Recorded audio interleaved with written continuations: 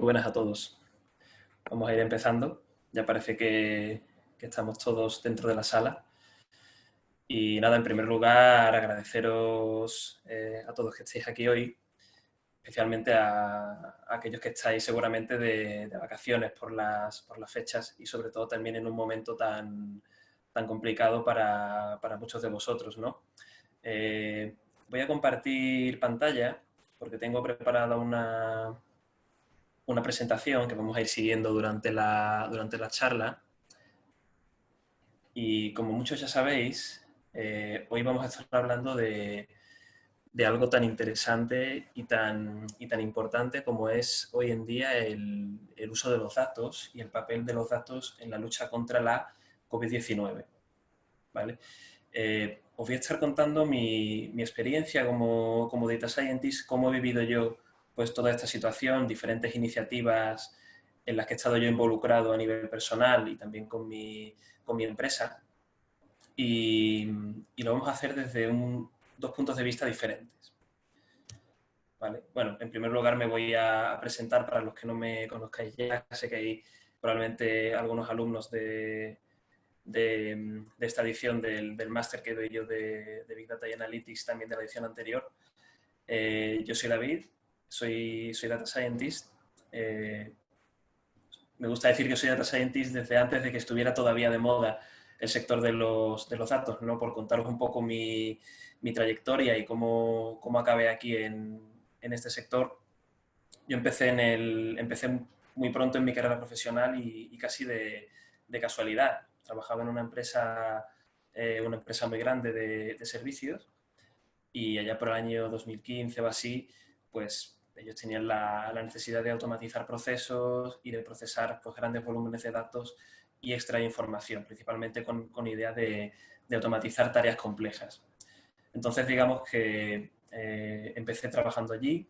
Yo era ingeniero, en ese momento recién licenciado, y básicamente fue prácticamente por casualidad. O sea, era el único que programaba en el departamento y llegado el momento, pues formé parte de ese primer equipo de Data Scientists que se formó en la compañía. Entonces, digamos que cuando toda la ola esta del Big Data, de la analítica, de la ciencia de datos llegó, pues a mí me pilló un poco con la tabla de surf en la mano, ¿no? Y bueno, a partir de ahí, pues me fui a vivir a Madrid, empecé a trabajar en Kernel, que fue una de las primeras empresas que hacían consultoría boutique en España. Lo adquirí hace poco Boston Consulting y luego a partir de ahí estuve en Praxis Bidoo, que era una empresa pionera en todo el tema de Big Data, que se dedicaba básicamente pues, a hacer modelos usando grandes volúmenes de datos y que recientemente adquirió Accenture. Y a partir de ahí, hace poco, en 2019, inicié mi propia empresa con un compañero de Praxis, con mi socio Pedro.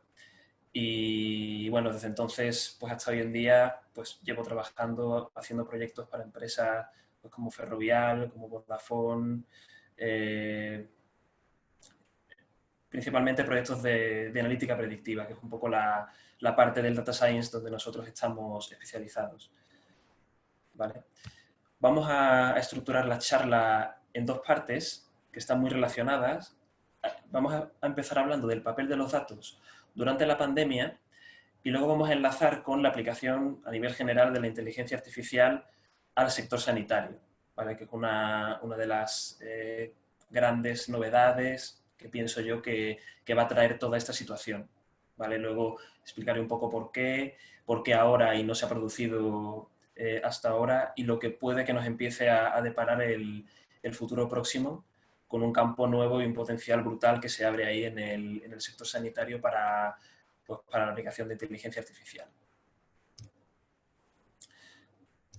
Vale, vamos a empezar navegando y yéndonos al año 1854. En Inglaterra, por ponernos un poco en situación, en mitad de la Inglaterra victoriana, hubo una situación algo similar a la que tenemos hoy en día. ¿Vale? Era una epidemia de cólera, que por si alguno no lo sabe, pues es una enfermedad pues que daba fiebre, diarrea, etc.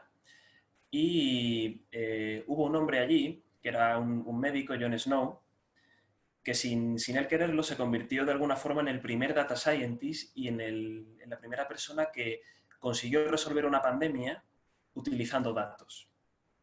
¿Qué es lo que hizo este hombre que se salía de lo habitual? ¿Vale? Pensad que estábamos en el año 1854. Todavía no se sabía cómo se transmitía la enfermedad, de hecho se pensaba que el cólera se transmitía por el aire, y lo que se le ocurrió a este hombre, que fue John Snow, fue hacer lo que el resto de colegas médicos de la época no hizo. Él cogió toda la información, todos los datos de aquellos fallecimientos y aquellos contagios que se había producido en Londres por la epidemia, por la zona del Soho, y decidió graficarlos en un mapa. ¿Vale? Entonces, él se dio cuenta de que los contagios se agrupaban en áreas donde había pozos.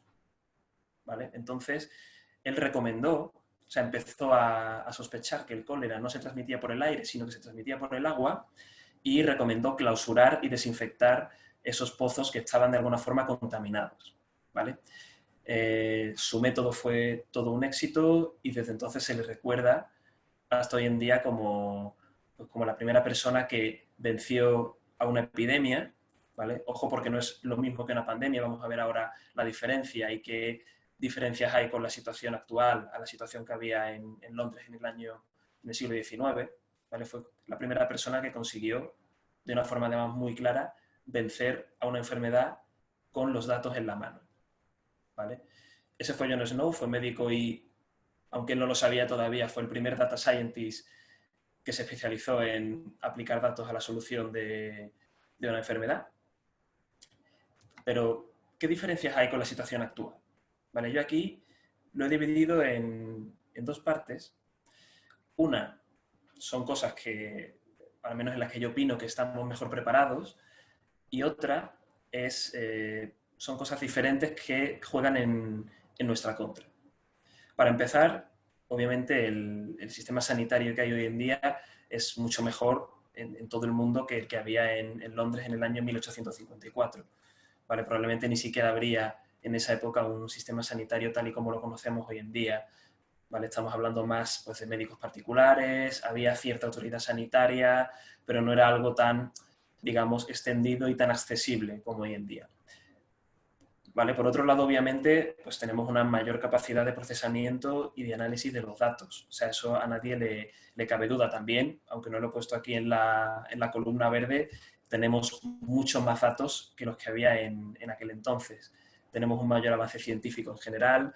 Vale recordar que en aquella época pues todavía se tenía muy poca información de cómo se transmitía una enfermedad, de lo que era una bacteria, un virus, etcétera. Y sobre todo también tenemos mejores comunicaciones. ¿Vale? Imaginaros en aquella época, pues para tomar datos, o sea, desde que los datos se recopilaban hasta que llegaron a este hombre, a Jon Snow, pues seguramente toda la comunicación se realizaba utilizando valijas de papel, imaginaros gente apuntando en papel pues números, moviendo papeles de un sitio a otro, ¿vale? Eso hoy en día, pues con internet y con las comunicaciones modernas lo tenemos de alguna forma mucho más solucionado, ¿vale? Pero hay ciertos factores que juegan en contra respecto a la situación que hay ahora a la que había, a la que se encontró Jon Snow en el año 1854. Para empezar, no es lo mismo una epidemia que una pandemia. ¿Vale? Cogiendo la definición que da la Organización Mundial de la Salud de ambos conceptos, pues podemos decir que en el caso de la pandemia se trata cuando se produce una propagación pues, a nivel mundial. ¿Vale? Hay contagio comunitario en más de un continente a la vez. La situación que tenía yo en ese momento en Londres era diferente. ¿Vale? Era una epidemia, que era una enfermedad que se propaga de forma activa, pero se mantiene tanto en el tiempo como limitada a un área geográfica concreta. Digamos que en ese caso el brote de cólera, la epidemia no llegó a salir de Londres, era algo mucho más concentrado y que se podía manejar de forma mucho más sencilla. ¿Vale? Luego, hoy en día, fijaros que el hecho de tener datos no sirve de nada si los datos que hay no se pueden gobernar. ¿Vale? Vamos a ver ahora pues, que hay cantidad de información que estamos recibiendo hoy en día, pero que no la estamos pudiendo usar por diversos motivos que vamos a ver ahora a continuación. ¿Vale? Y luego también nos estamos dando cuenta de que hay ciertos datos que no se publican o que no se publican como se deberían debido pues, a factores políticos. Hemos visto diversas acusaciones entre países, ¿no? De falta de transparencia, de que no se publican los datos, de que los datos son correctos o son incorrectos o están maquillados, etcétera. ¿Vale? Eso probablemente en el área de Londres, tan concentrada donde estaba la epidemia en esa época, pues habría ciertos stakeholders, seguramente el alcalde y diversas autoridades, seguramente ahí habría también cierta fricción, pero no al nivel que vemos hoy en día. Y luego también, obviamente, no es lo mismo el cólera que el SARS coronavirus 2. O sea, el COVID es mucho más contagioso que el cólera. ¿Vale? El cólera, en principio, es una enfermedad que se puede tratar con antibióticos y que para evitarla, digamos que se podían hacer cosas como hervir el agua, etcétera. ¿Vale? El COVID pues, es algo mucho más sencillo que se contagie. De hecho, es de las enfermedades pues, más contagiosas que se conocen. Se estima que cada persona contagia 3, con lo cual es muy difícil de limitar esa propagación, y las medidas que hay que tomar son muy diferentes a las que se tomaron en su día con el brote que hubo de cólera en Londres. Vale. Ahora quiero mostraros aquí algunos titulares que hemos venido leyendo de forma habitual durante los últimos meses. ¿Vale? Yo aquí lanzo una pregunta. O sea, ¿se trata de la primera pandemia data-driven, o sea, la que acabamos de vivir o la que estamos todavía viviendo, inmersos ahora en 2020? Yo aquí la verdad que tengo sentimientos encontrados. ¿Vale? Hay ciertas cosas que se han hecho, ciertas iniciativas que han sido un éxito y vamos a ver ahora cuáles son, pero luego también ha habido muchísimos fracasos por el camino, ¿vale? Y leyendo estos titulares podéis entender muy bien por qué. He querido coger titulares que vienen de medios que tienen diversas líneas editoriales, ¿vale? Para que no se diga que al final solamente unos medios criticaban la gestión de los datos que hacían los gobiernos y otros no. Hay titulares tanto de medios españoles, la mayoría, como también he cogido algunos internacionales, ¿vale? Y básicamente lo que podéis observar, y esto no es una crítica a un gobierno concreto y al mismo tiempo es una crítica a todos los gobiernos prácticamente del mundo que han tenido problemas similares, ¿vale? Podéis observar que hay algo que ha fallado desde el principio en toda la gestión de los datos que se han hecho pues desde que han empezado a recogerse al inicio de la pandemia. Ahí tenéis pues, los casos, ¿no? De las cifras oficiales que bailaban de un día para otro, gente que volvía de pronto a la vida, había pues, algún sitio aquí en España que llegó a tener más gente curada que contagiada, en fin, en Estados Unidos también se han dado situaciones similares, a lo largo de toda Europa, en América Latina. O sea, es algo que nos ha llamado la atención, ¿no? Tenemos como la sensación, y hay pues muchos titulares y muchas noticias y muchas evidencias que lo ponen de relieve de que ha habido, o sea, la palabra que más se repite es un caos de datos, ¿vale? ¿Para qué se podrían usar estos datos? O sea, ¿para qué se están intentando utilizar y qué potencial tienen para hacer quizás más cosas con ellos de las que se han hecho hasta ahora? Lo primero que se nos viene a la cabeza es tomar decisiones, básicamente. Si tenemos datos de calidad y más o menos en tiempo real, pues los podemos usar, por ejemplo, para definir, pues por ejemplo, si se confina la población o no se confina. Por ejemplo, cuándo, cuánto tiempo, en qué condiciones, un confinamiento duro, no tan duro, etcétera.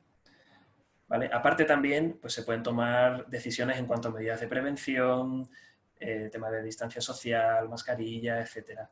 Planificar recursos sanitarios, hacer pedidos de material con antelación.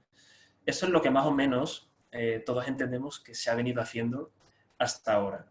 ¿Vale? Los datos fueran mejores o peores, pero todos los gobiernos han estado intentando tomar decisiones en base a los datos.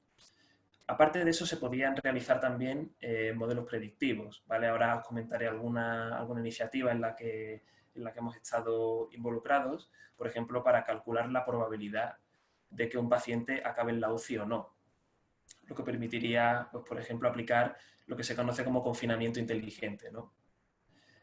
por ejemplo, también evaluar la proyección futura de casos, ¿vale? Aunque para esto hay modelos epidemiológicos que son, si cabe, incluso mejores que usar el típico modelo de Machine Learning o el típico modelo de Deep Learning para hacer una predicción. Y luego también para explicar causas y para explicar, pues, por ejemplo, factores como si el uso de las mascarillas es efectivo o no. Vamos a hablar ahora después de un caso muy importante donde se ha usado, donde se han usado los datos para probar esta efectividad. O, por ejemplo, cómo afecta la movilidad a la transmisión. Y luego también algo que hasta ahora ha sido objeto de muchísimo debate, ¿no? De si el virus, pues, es sensible a cambios en la temperatura y la humedad. Hubo un estudio al principio de una universidad americana donde parecía que aquellas ciudades donde había una mayor incidencia de COVID-19, como podía ser Wuhan, Teherán, Milán, Madrid, etcétera, pues se encontraban aproximadamente en una latitud similar y tenían unas condiciones muy parecidas climáticas y meteorológicas precisamente en el momento de la pandemia, ya por marzo, abril, etcétera, en el pico, digamos, grande que hubo en la primera ola. ¿Vale? Todavía hay mucho debate en torno a eso. Hay evidencias que dicen que sí que tiene, que sí que afecta. O sea, obviamente si pones el virus a 90 o a 100 grados, se muere, ¿no? Pero hay, o sea, lo que se debate es si, por ejemplo, una temperatura de más de 30 grados o una temperatura muy baja pueden de alguna forma afectar a la propagación. Hoy en día yo creo que parece que el virus, pues, se extiende por países tanto cálidos como más fríos y que es relativamente poco sensible a esto, ¿vale? Como digo, todavía ese melón sigue todavía abierto y, bueno, esperamos que la ciencia de datos aporte también alguna luz ahí. ¿Qué es lo que ha fallado? O sea, ¿por qué hemos visto esos titulares tan llamativos, ¿no? De el caos en los datos, los gobiernos no tienen claro ni siquiera qué número de muertos tienen, cuántos contagiados hay, etcétera? Hay algo que ha fallado y lo que ha fallado básicamente es un concepto relativamente nuevo en el mundo de los datos. O sea, yo llevo como 5 o 6 años trabajando en el mundo de los datos y este concepto del data governance, de la gobernanza del dato, pues se viene escuchando desde hace un par de años. ¿Vale? Es un concepto que es transversal a todos aquellos procesos que utilicen datos. Los queramos usar, pues, para una analítica más tradicional, llámese Business Intelligence, por ejemplo, pintar datos y tomar decisiones, o también para hacer analítica avanzada y hacer algún modelo que prediga el futuro o algún modelo pues que nos dé, por ejemplo, algún tipo de análisis de causalidad de algo, pues algo más avanzado. ¿Vale? Es algo transversal, tiene 5 pilares principales, que son estos que vemos aquí. Vamos a ir entrando ahora en los que pienso yo que han fallado principalmente durante todo este tiempo. Y además es un concepto que tiene que tener a todo el mundo que trabaja con datos involucrado en la organización, sea esa organización una empresa privada o un gobierno. ¿Vale?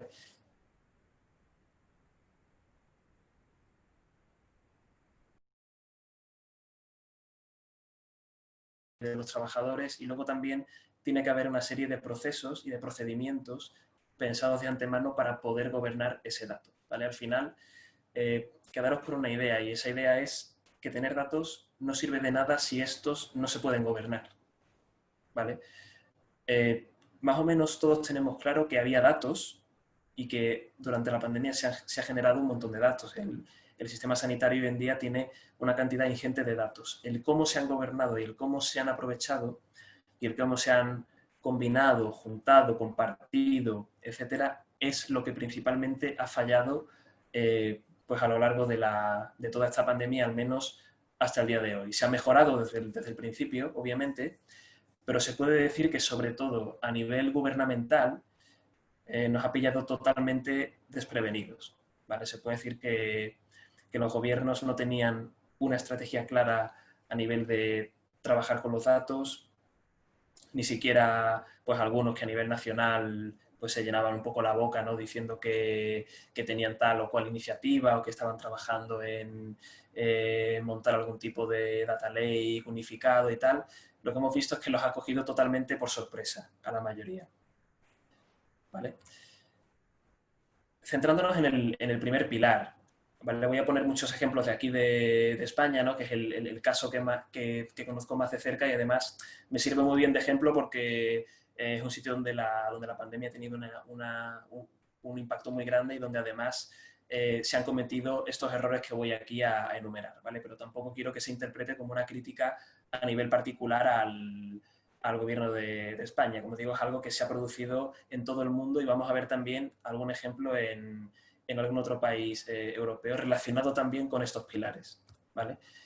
El primero, en cuanto al ownership, a la propiedad de los datos, nos hemos encontrado con una situación, al menos aquí, que es la siguiente.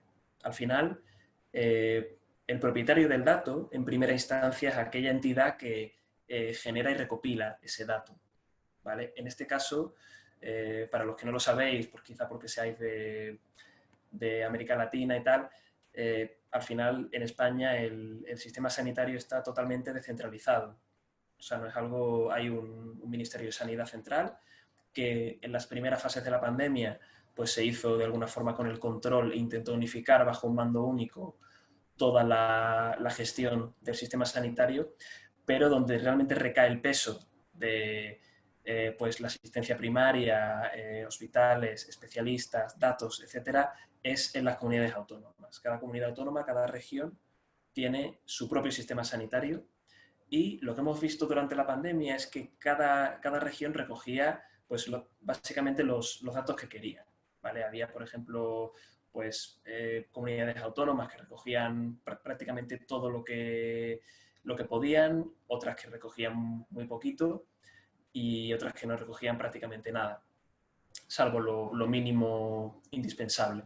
¿Vale? Al final, aquí ya introducimos una heterogeneidad en la forma en la que se tratan, se recopilan y se procesan esos datos. Vale, fijaros, aquí os pongo una tabla donde se ve pues, claramente, aparecen cuatro entidades. Una es el gobierno central y luego tenemos aquí a la Generalitat de Cataluña, al gobierno del País Vasco, que son dos regiones que tienen más autonomía que el resto, y luego aquí la Junta de Castilla y León. ¿Vale? Aquí pues se ve que hay, por ejemplo, información que ninguna estaba recogiendo, luego hay información que la recogían todas, como es el número de casos confirmados, y luego había algunas que ni siquiera informaban del número de fallecidos que había, o de la ocupación de las UCIs, etc. ¿Vale? Esto ya de por sí es un problema muy grande de gobernanza de los datos, y es lo primero que falló y lo que generaba que luego pues, esos agregados totales que se veían a nivel nacional pues tuvieran que ser corregidos o cocinados de alguna forma para intentar de alguna forma homogeneizar toda esa información. ¿Vale?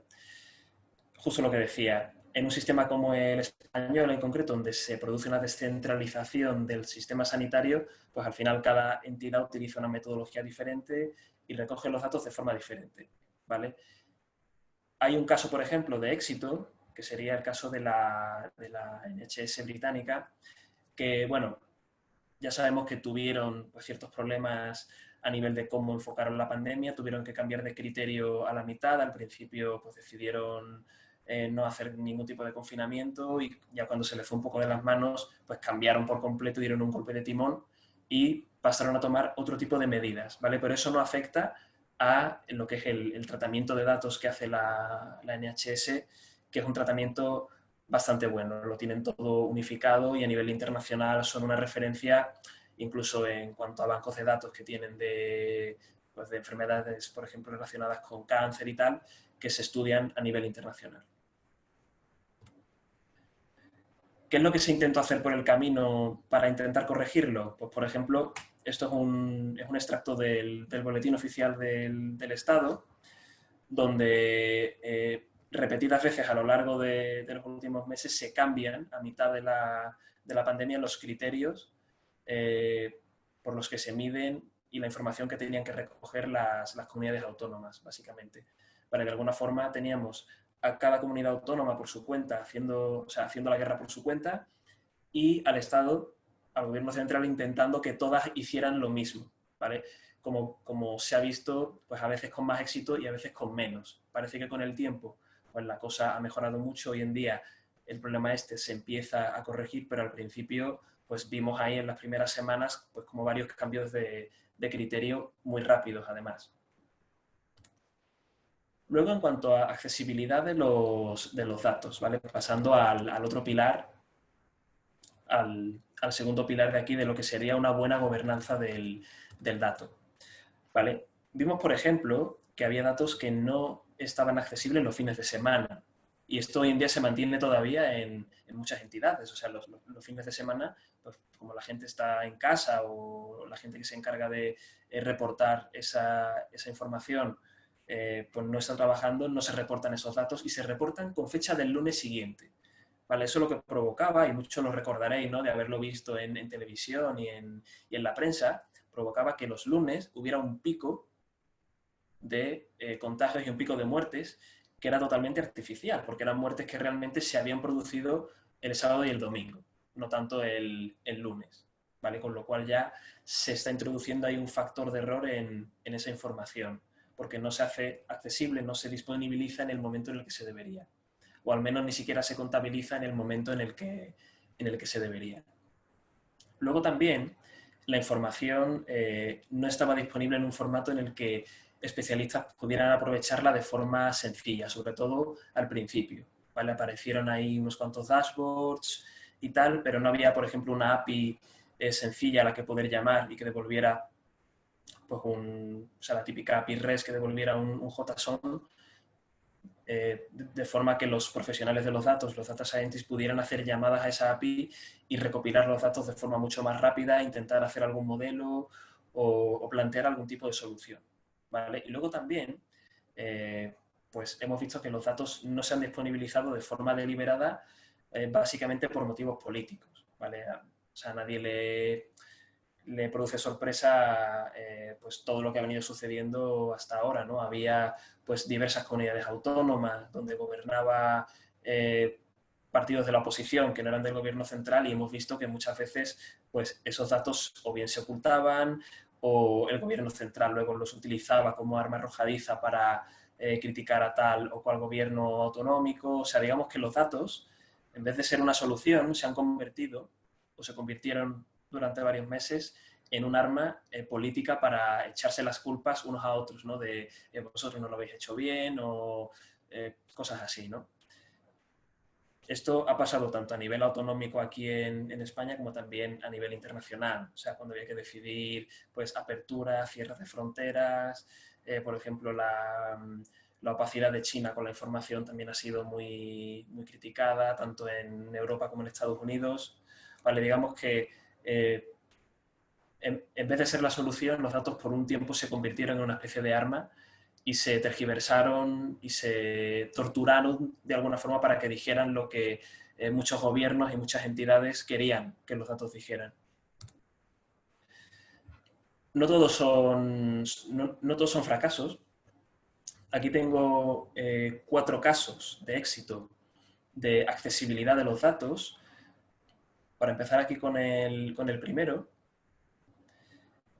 este es un dataset que básicamente son radiografías de pecho de pacientes que tienen COVID-19 y diversos tipos de neumonía y también algún paciente sano. ¿Vale? Nosotros al principio estuvimos involucrados en una iniciativa para hacer un modelo que fuera capaz de predecir si un paciente tenía COVID-19 o no, únicamente en base a una radiografía. ¿Vale?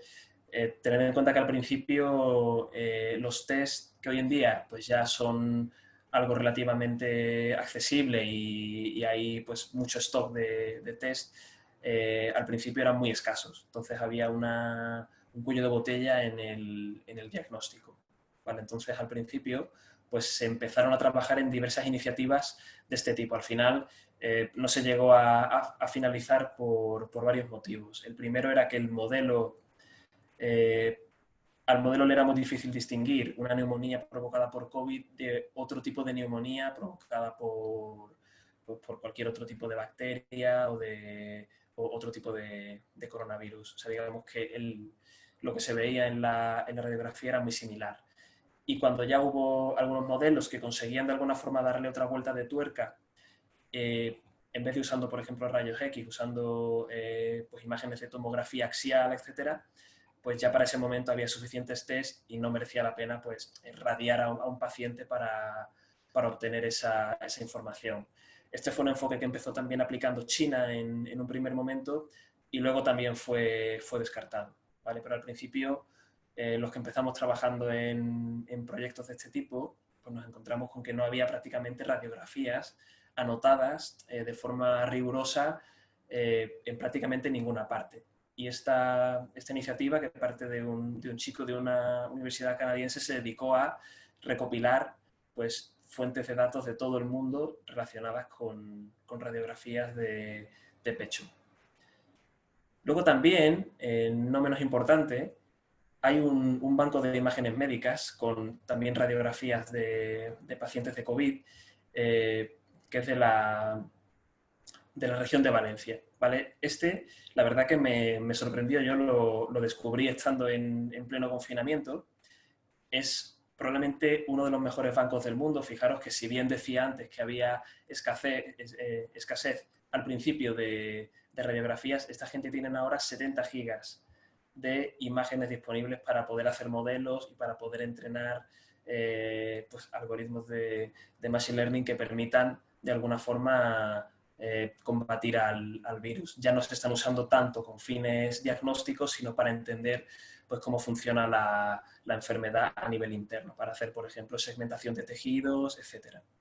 Otro caso también de éxito. Y al menos parte de un organismo público. Luego también el trabajo que hizo la gente del Instituto Carlos III fue bastante bueno. Ellos cogieron y de alguna forma recopilaron todos los datos, presentaron los primeros dashboards con información bastante rigurosa, ¿vale? Aquí tenéis, por ejemplo, la información ahora en tiempo real de los brotes que hay activos en España, principalmente aquí en la zona de Cataluña y Aragón, y por primera vez empezó a estar disponible la información en formato de alguna forma legible, ¿vale? Aquí pues, tenemos información en formato CSV que se puede descargar con toda la, o sea, con digamos toda la información que hay por detrás de esos dashboards. Aunque esto, como digo, es algo relativamente más reciente. Y luego, los que fueron pioneros en ofrecer datos de forma abierta sobre la pandemia fueron la gente de la Universidad de Johns Hopkins, ¿vale? Que seguramente a muchos os suene o conozcáis este famoso dashboard que ha salido pues, en todas partes. Digamos que fue una de las mejores iniciativas y de los que primero empezaron a ofrecer este tipo de información. ¿Vale? Y ya por último, la seguridad de los datos. Y aquí vamos a hablar de las famosas aplicaciones de contact tracing, ¿vale? Que si alguno no está familiarizado con la tecnología, pues consiste en utilizar el teléfono móvil de las personas, en concreto el Bluetooth, ¿vale? Para, de alguna forma, detectar si nuestro móvil ha estado cerca del móvil de una persona contagiada con coronavirus, de forma que automáticamente te pueden avisar de que has estado cerca de alguien con la enfermedad y que te tienes que aislar, ¿vale? Fue una de las tecnologías más prometedoras en un principio y al mismo tiempo ha sido uno de los mayores fracasos de los que se tienen constancia hasta ahora. Y aquí el mayor fracaso lo ha tenido también porque lo han intentado, hay que decir a su favor, ¿vale? No es que todo lo hicieran mal, pero el mayor fracaso lo tuvo el Reino Unido y vamos a ver por qué. No sé si alguno tiene constancia, fue como muy relevante durante el mes de abril los anuncios que hicieron tanto Google como Apple de que iban a disponibilizar una API y una tecnología para que desarrolladores pudieran desarrollar este tipo de aplicaciones de contact tracing, ¿vale? Por ejemplo, aquí pues tenemos el anuncio de Apple, ¿no? En el que anunciaba que iba a colaborar con Google, es una especie de desarrollo conjunto que han hecho para disponibilizar básicamente esa información. ¿vale? En el caso de Google, pues él también hizo su anuncio de que iba a sacar esta tecnología colaborando con Apple. Y el Reino Unido fue de los primeros países que se lanzó a utilizarla y a desarrollar una aplicación de contact tracing. El problema fue que no tuvieron en cuenta o que de alguna forma minusvaloraron el aspecto de la seguridad. ¿Qué es lo que sucedió en el Reino Unido? Básicamente, lo que hicieron fue intentar desarrollar una aplicación que centralizara toda la información, obviando de alguna forma esa privacidad. Tened en cuenta que tanto Google como Apple lo que habían hecho era ofrecer esa información, pero de forma totalmente anónima. O sea, digamos que tu móvil podía pasar cerca del móvil de otra persona que tuviera COVID y digamos que te avisaría o te mandaría algún tipo de alerta o de notificación, pero el gobierno no tendría constancia ni de cuál es tu móvil, ni de dónde has estado, ni de con qué otros móviles o otras personas has estado en contacto. ¿Vale? De alguna forma, tanto Apple como Google pusieron esa especie de barrera en cuanto a la privacidad. Cuando el Reino Unido desarrolla la primera versión de su aplicación de contact tracing, lo hacen obviando por completo todo este paradigma de la privacidad. ¿Por qué? Pues porque es mucho más fácil analizar los datos y el potencial analítico es mucho mayor teniendo todo centralizado y siendo de alguna forma el dueño de todos los datos. ¿Vale? Al final lo que se encontraron fue con que no podían usar la aplicación de contact tracing, intentaron de alguna forma resolverlo lanzando otro desarrollo paralelo al de esta primera aplicación y cuando lo hicieron pues ya se dieron cuenta de que de alguna forma era un poco tarde para eso, ¿no?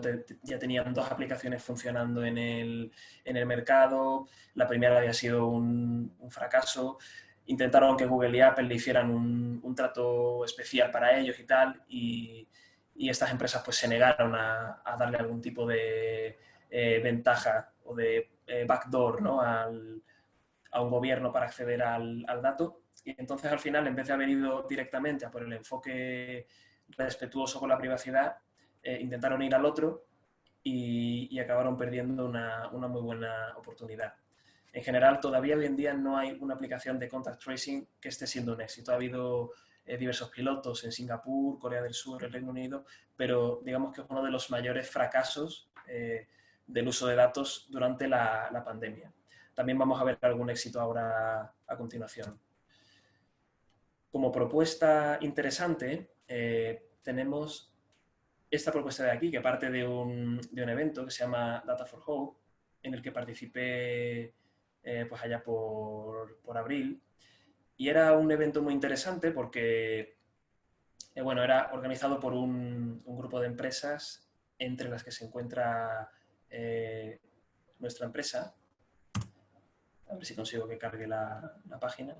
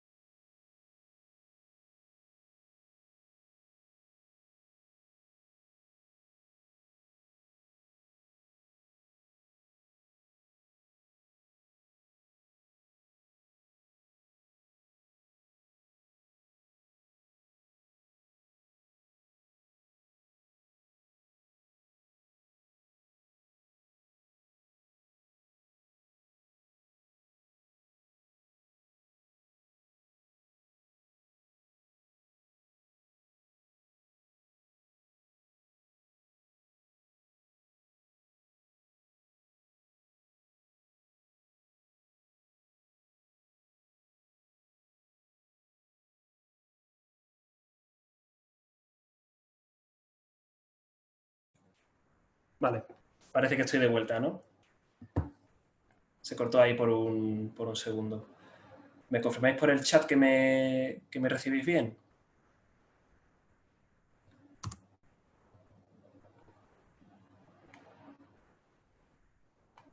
Perfecto.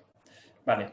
La verdad que no sé por dónde nos hemos quedado.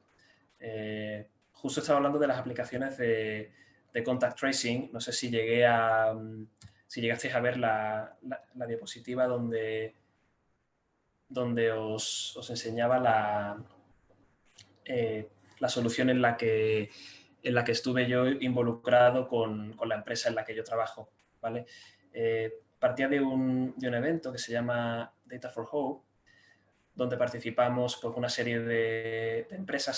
Se realizaron muchísimos eventos durante todo el confinamiento, ¿vale? Muchos, fijaros, aquí pues aparece el ejemplo precisamente que yo he puesto de 1854 y tal, y pues lo organizamos entre ellos, participamos nosotros, yo participé como moderador del capítulo de movilidad y tal, y mi compañero participó pues, como participante también en otra de los grupos de trabajo que se hicieron, ¿vale?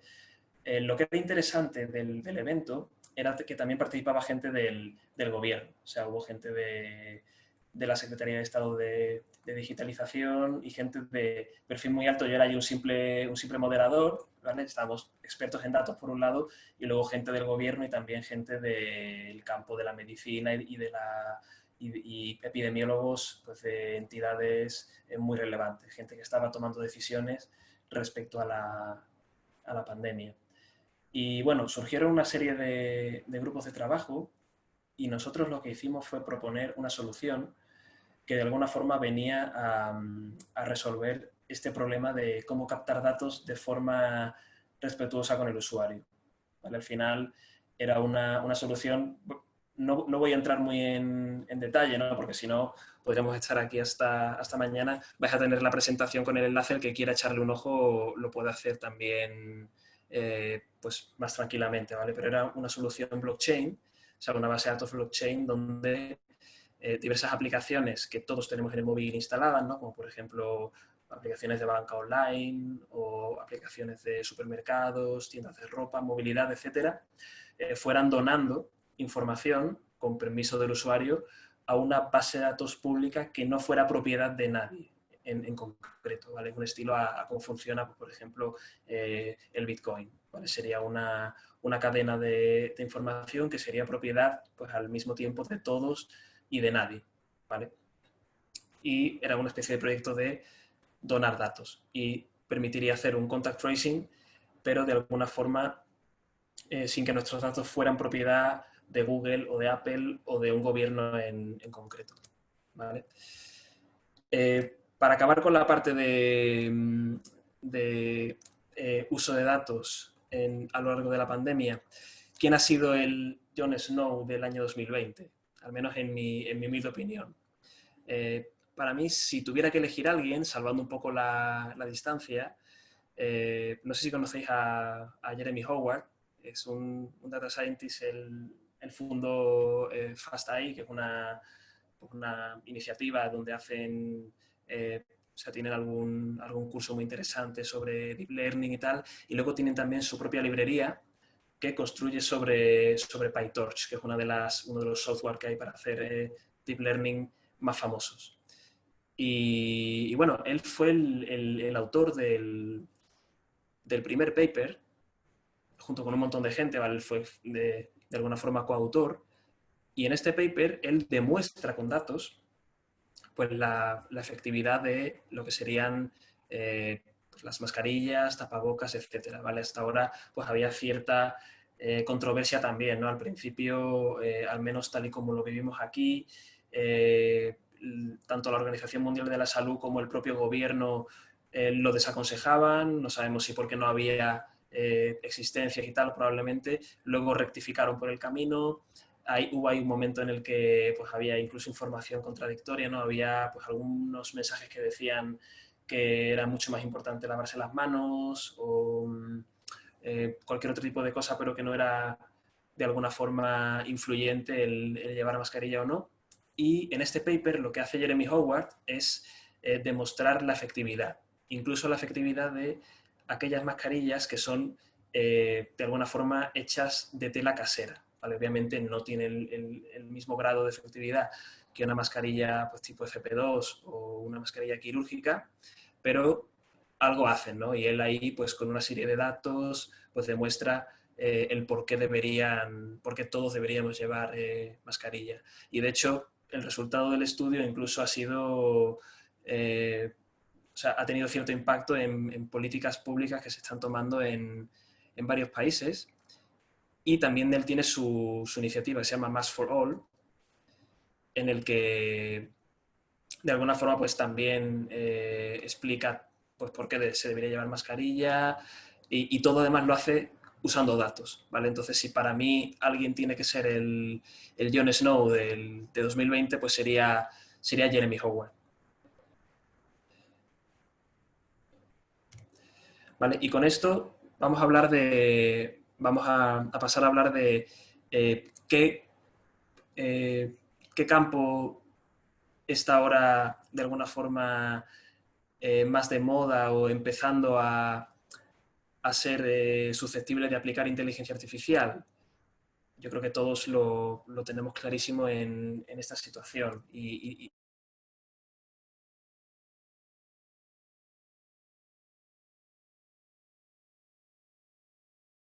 última década en cuanto a dónde va a estar la nueva frontera de la aplicación.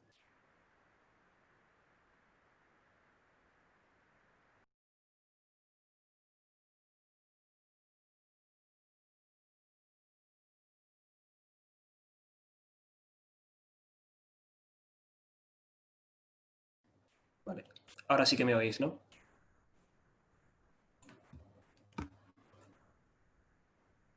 Vale. Antes de empezar con la segunda parte, creo que había alguien que había levantado la mano antes. Quizá podemos responder ahora alguna pregunta de la primera parte y ahora ya empezamos con la segunda.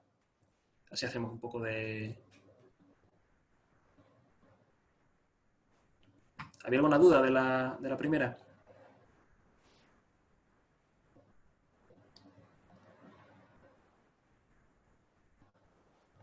Ninguna, ¿no? Vale, si no, ahora al final aprovechamos y respondemos las dudas que haya. Vale, como decía, eh, vamos a hablar ahora de inteligencia artificial aplicada al sector médico. Vale, hay una frase de Andrew Ng, que fue pues, uno de los pioneros en todo lo que es este mundo del machine learning y de la inteligencia artificial, que dice que la inteligencia artificial no va a reemplazar a los médicos, pero aquellos médicos que utilicen inteligencia artificial van a reemplazar a aquellos que no la utilicen. ¿Vale? ¿Qué es lo que he visto yo a lo largo de estos 5 o 6 años que llevo ya trabajando con datos? Y he estado trabajando en diferentes sectores, incluso también he participado en alguna iniciativa en el sector médico, muy al principio de mi carrera profesional y luego también justo ahora, más recientemente, ahora un par de años o así. Lo que yo observo es que hasta ahora es un sector donde no ha tenido gran relevancia.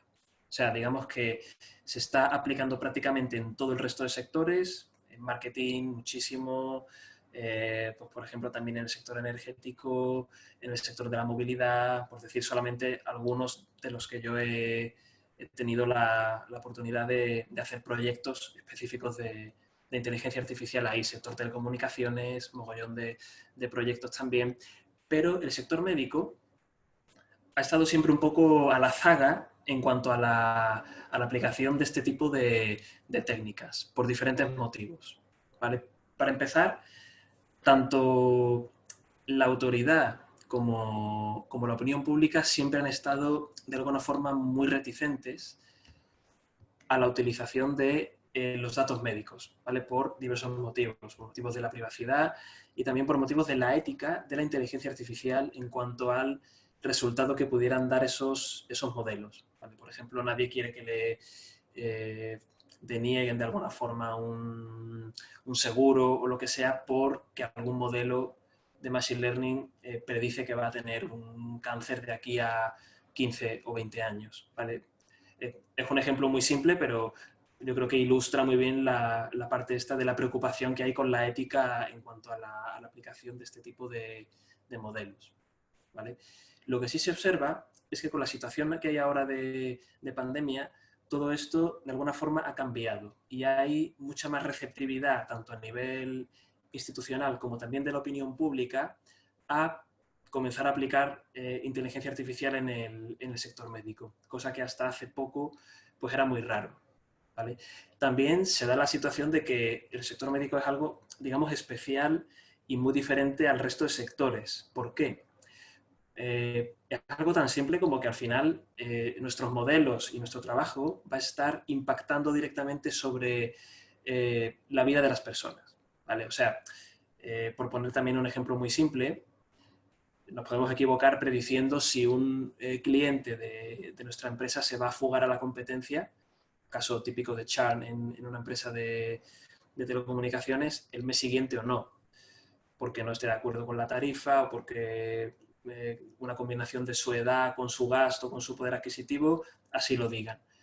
Pero equivocarnos en un diagnóstico, equivocarnos en un pronóstico a nivel médico puede tener un impacto pues, directo sobre la vida o la muerte de una persona, lo cual provoca que las técnicas habituales en inteligencia artificial que se utilizan en el resto de sectores con más o menos libertad, sin que haya pues, ningún tipo de controversia ahí, no se puedan aplicar de forma directa en el sector médico, sino que hay modelos específicos y procedimientos de validación de esos modelos también específicos, ¿vale?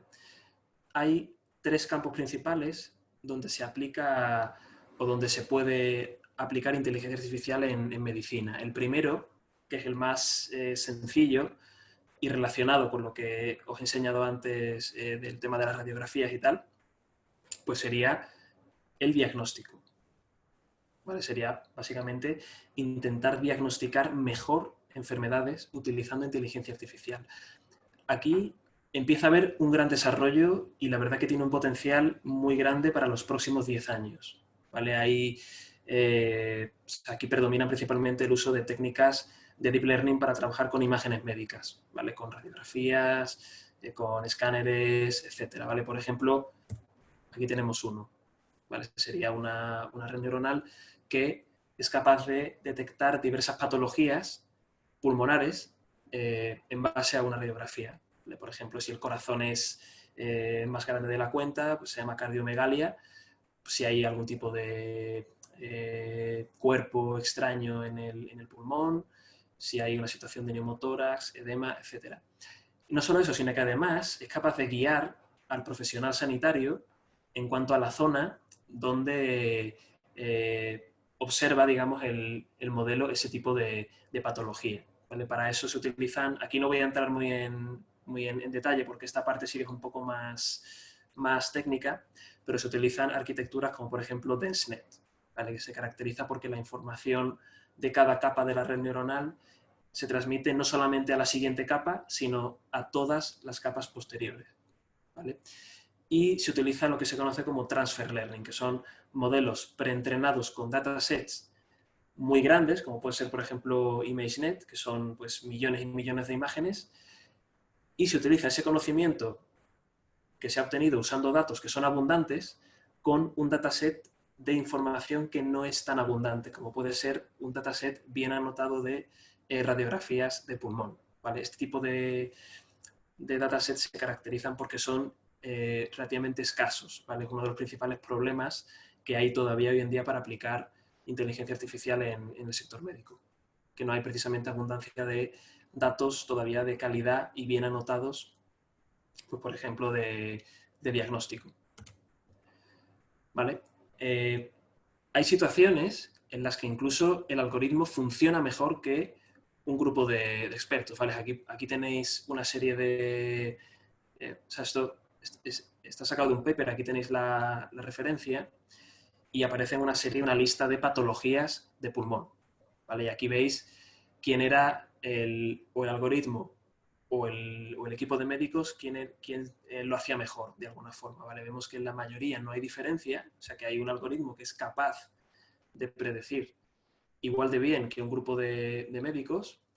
En alguna situación, pues el grupo de médicos se llevaban, digamos, la palma, ¿no? O sea, lo hacían mejor que el algoritmo, pero había algún caso incluso en el que el algoritmo lo hacían mejor que el grupo de médicos. Y esto, como digo, tiene un potencial muy grande, ¿vale? Y sobre todo tiene un potencial en aquellos sitios donde no hay todavía un acceso a la sanidad, digamos, tan desarrollado como puede haber en España, por ejemplo. O sea, esto hay diversos países de África donde sería totalmente una revolución en cuanto al tratamiento sanitario. Digamos que podría suplir la carencia de profesionales médicos en ciertos lugares.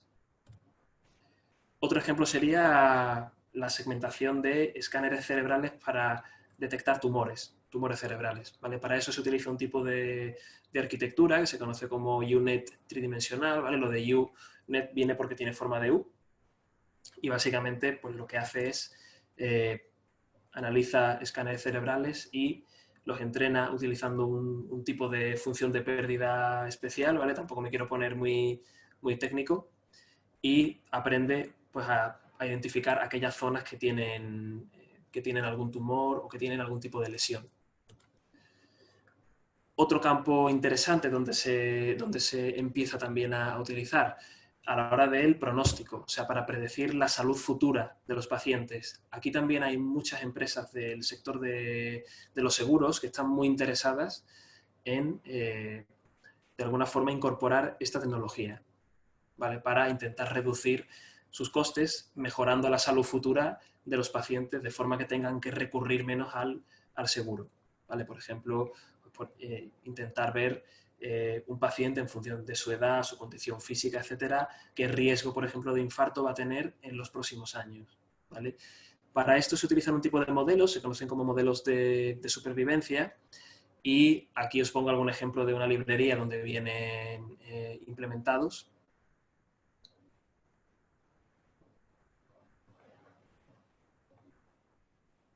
Vale, no habéis visto o sea, todo lo que he puesto hasta ahora de esta parte, no lo veíais, ¿verdad?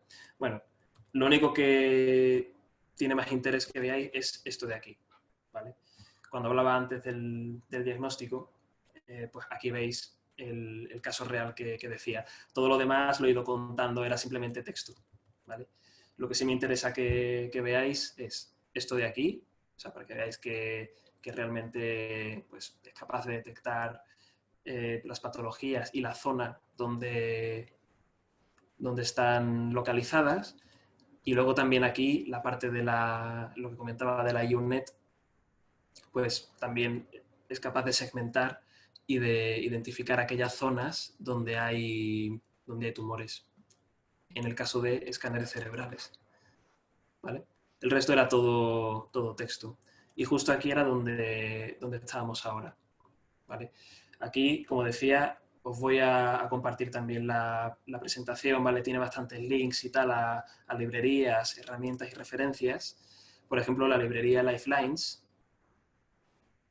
¿vale? Que es una librería en Python donde se implementan pues, una gran cantidad de modelos de supervivencia, ¿vale? Aquí hay métricas específicas como, por ejemplo, el C-index, ¿vale? La concordancia, donde no se trata tanto de evaluar el riesgo concreto que tiene un paciente, sino si nuestro modelo es capaz de identificar, dados un par de pacientes, cuál tiene el mayor riesgo, ¿vale? Digamos que las métricas que se utilizan son algo diferentes a las métricas que se utilizan en otros modelos y en otros sectores más estándar, digamos.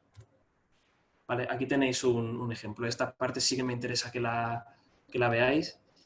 Aquí, por ejemplo, pues o sea, tenéis un ejemplo de una curva de supervivencia, ¿vale? Donde se ha un problema de hígado, donde tenéis los años que pasan y el porcentaje de pacientes que sobreviven a la enfermedad, ¿vale? Aquí en el año 1 o en el inicio, pues el 100% de los pacientes están vivos, y conforme va avanzando, pues llega un punto que solamente quedan el 80%, 60%, etc. Y aquí podéis ver, por ejemplo, qué influencia tiene una variable concreta en la supervivencia de un paciente. ¿vale? Aquí pues, se trabajaba con diferentes variables que venían pues, de análisis, etcétera, como albúmina, bilis, etcétera, y también con variables de tipo pues, el sexo, la edad y si tiene tratamiento, ¿vale? Aquí, pues, por ejemplo, se observa que la gente que tiene tratamiento tiene un mayor nivel de supervivencia, ¿vale? Esto sería inteligencia artificial aplicada al pronóstico de un paciente, a cómo va a evolucionar una enfermedad o la salud de un paciente en el futuro. ¿Vale? Como digo, es súper importante, tan importante como la parte de diagnóstico. Y luego también hay una parte de explicabilidad, ¿vale? Digamos que hay toda una rama de la inteligencia artificial que se engloba, digamos, en la parte de Explainable Analytics, y hay una serie de librerías, como por ejemplo SHAP, que es la que veis aquí, que nos permite, pues, por ejemplo, dadas una serie de features de un paciente, pues identificar qué efecto están teniendo en la supervivencia del paciente en un sentido o en otro, ¿vale? Aquí, por ejemplo, pues se ve que la edad, pues obviamente tiene un componente de que cuanto mayor es el paciente, mayor es la probabilidad de que tenga algún tipo de patología. Vale, aquí en cuanto al sexo, pues en concreto en ese estudio los hombres tenían mayor predisposición a desarrollar la enfermedad. También factores socioeconómicos, a un mayor índice de pobreza, mayor probabilidad de desarrollar enfermedades, etc. ¿Vale? Esto nos permite además hacer un análisis a nivel casual de cuáles son aquellas features que realmente están provocando una salida u otra del modelo. ¿Vale? Y ya por último, ya para terminar, pues sería la inteligencia artificial aplicada al tratamiento. ¿Vale? También se puede utilizar para ver el impacto de un tratamiento a nivel concreto en un paciente, para hacer tratamientos adaptados, digamos, a pacientes. Esto es un poco lo que se conoce ahora como medicina personalizada. Y bueno, a menudo todo este tipo de desarrollo de nuevos tratamientos se suele utilizar o se suele desarrollar en base a una teoría que está bastante cerrada y se viene usando hace bastante tiempo, ¿no? Que son pues toda la parte de ensayos clínicos que se basan en contrastes de hipótesis, etcétera, más estadística clásica. ¿Vale? Pues se ha demostrado que un enfoque utilizando técnicas más modernas de machine learning y tal permite mejorar el resultado de esos análisis clínicos que se han venido hasta ahora desarrollando de forma clásica.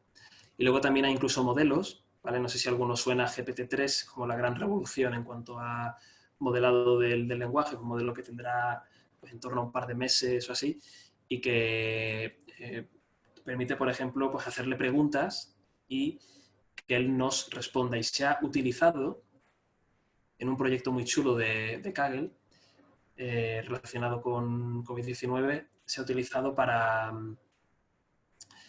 analizar grandes cantidades de texto, con papers y con un montón de información, e intentar encontrar patrones que ayuden a encontrar una cura o a mejorar de alguna forma toda la investigación que se hace al respecto. ¿Vale? Y bueno, aquí tenéis un ejemplo de una gráfica donde se calcula pues, una reducción del riesgo en base a un tratamiento para un número de pacientes. ¿Vale? Sería un histograma aquí donde se ve que a la mayoría de los pacientes les beneficia el tratamiento, pero aquí hay una pequeña parte que no se beneficia del tratamiento. ¿Vale? Y nada, aquí pues tenéis una serie de referencias, de pues, un montón de información que he ido poniendo a lo largo de la presentación y que os he ido contando ahora durante la presentación. Y nada, sin más, agradeceros el rato que habéis estado aquí escuchándome hablar de datos de COVID-19 y de inteligencia artificial aplicada a medicina. Y nada, aquí tenéis tanto mis datos de contacto como también la información de CUP. O sea, yo soy instructor en el área de Big Data y Analytics, así que si os interesa toda esta área de los datos y tal, pues si queréis, os podéis apuntar a alguna de las próximas ediciones que vamos a hacer del máster, donde hablaremos pues, sobre Machine Learning, inteligencia artificial, empezando por toda la parte del principio de tratamiento de datos, Big Data, etc. ¿Vale? Así que, nada, en principio pasamos ahora a responder alguna duda que tengáis.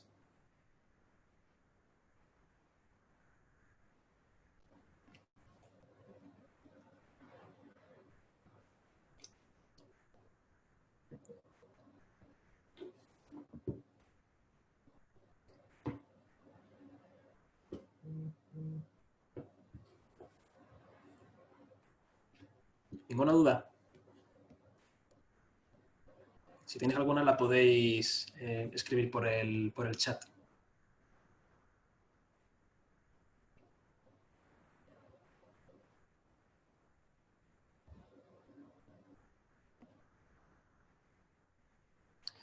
Vale, perfecto, pues... vale, aquí hay una pregunta. Con respecto a los falsos positivos y falsos negativos, ¿cómo se ve con las imágenes en el programa de malaria?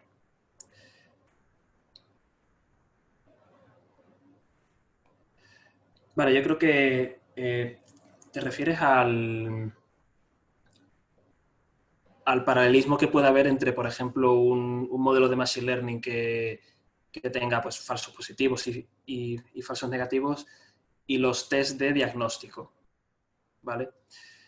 Sí, o sea, la verdad que es tal cual lo comentas. Hay una forma de intentar corregir la sensibilidad que tienen los test, que como ya sabéis, depende del tipo de test, pues hay algunos que tienen bastante fiabilidad y luego hay otros que tienen muy mala fiabilidad. ¿Vale? Lo que se suele hacer cuando se cuenta, por ejemplo, con test que tienen muy mala fiabilidad es combinar varios tests, o sea, repetir un test varias veces y, por ejemplo, si usamos 5 tests y 4 salen positivos y uno negativo, pues podríamos decir que esa persona ha dado positivo. Eso es lo que me consta a mí que se está haciendo con, digamos, pedidos que se han hecho, por ejemplo, a China y que han llegado con muy mala calidad y que igual en vez de un 80% o un 90%, pues dan un 60 o un 70%. ¿Vale? Pero digamos que ahí no hay mucho más margen de mejora en cuanto al modelo, es mucho más sencillo corregirlo, ¿no? O sea, se puede variar el threshold, en un modelo de clasificación se puede calibrar, pero en el caso de un test de diagnóstico, que es algo, o sea, digamos que no es tan fácil como cambiar un parámetro y ejecutar de nuevo el entrenamiento y tal. Digamos que ahí hay un proceso detrás en función de cómo funciona el tipo de test. Pero es algo más relacionado con el trabajo de los biólogos. O sea, desde el punto de vista de la estadística pura y dura, lo que se puede hacer es testear varias veces usando un test de este tipo, digamos, malo para intentar corregir esa falta de fiabilidad que tiene.